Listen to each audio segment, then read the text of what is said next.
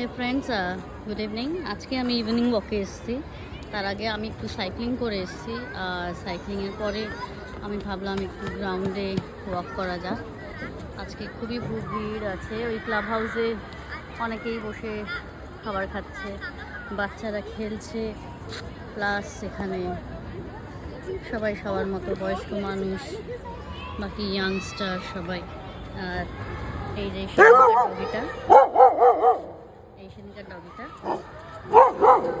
আমি ভাবলাম ওকে আমি আদর করতে যাব। তার আগেও দৌড়ে পালিয়ে গেছে।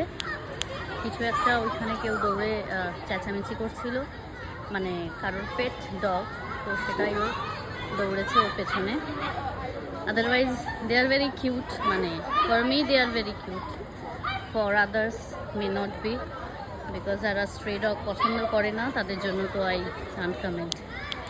সো আমি দেখি একটু আদর করা যায় কিনা।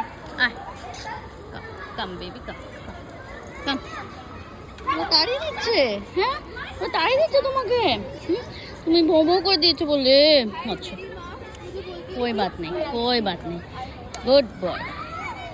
চলো চলো আমরা বসে একটু গল্প করি, এসো চলো। কোথায় যাবো? আমি তো বিস্কিট আনিনি সোনা, আমি রোজ কিছু আনি না, বাট আমি জানি না। এসো, আমরা কি বসতে পারি? আমরা কি বসে একটু গল্প করতে পারি? না আমরা খেলবো? আমরা কি করব? আমরা কি একটু খেলবো না গল্প করব?